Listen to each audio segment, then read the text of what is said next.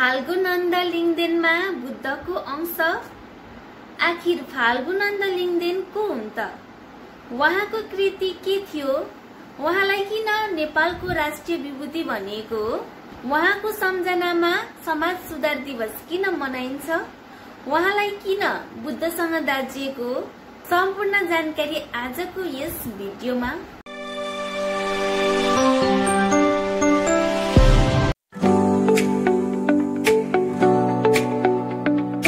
नमस्कार, मानव एवं भगवान च्यानलमा सबैजनालाई स्वागत छ। प्रत्येक वर्ष वैशाख 24 गतेका दिन फाल्गु नन्द लिङदेनको सम्झनामा समाज सुधार दिवस मनाइन्छ।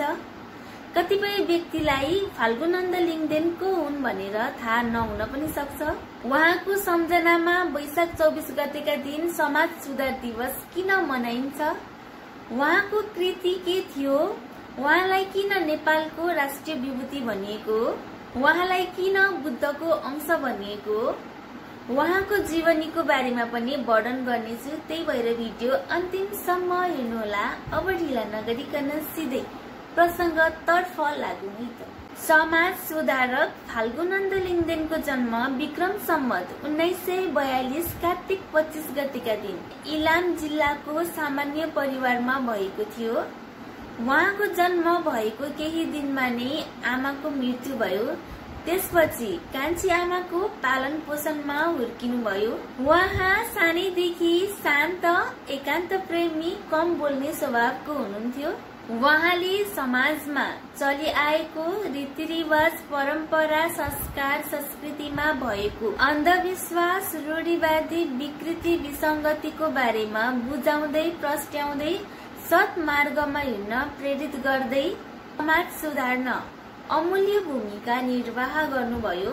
त्यही भएर उहाँलाई समाज सुधारक पनि भनिन्छ। विक्रम सम्वत 1978 वैशाख 24 गतेका दिन 5 थरको लभ्रेकुटीमा किरात समाज लगायत सबै वासीहरूलाई आम भेला गरेर सत्य धर्म मुचुल्का आयोजना गर्नुभयो। त्यही भएर उहाँको सम्झनामा वैशाख 24 गतेका दिन समाज सुधार दिवस मनाइन्छ। उहाँले सत्य धर्म मुचुल्का आयोजनाबाट समाजमा समानता, अहिंसा र शान्तिको मार्गमा हिँड्न उत्प्रेरित गर्नुभयो। बुद्धले पनि यही नै सन्देश दिनुभएको थियो।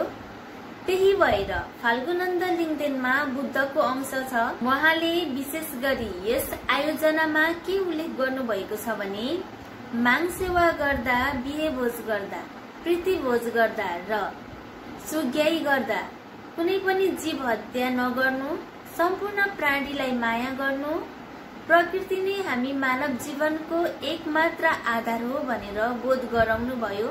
उहाँ आजीवन समाज सुधार अभियानमा लाग्नु भए तापनि उहाँलाई राज्यले देशद्रोही, राजद्रोही र पूर्व लिम्बुवानको राजा हुन खोजेको भनेर आरोप लगाउँदै गिरफ्तार गरे।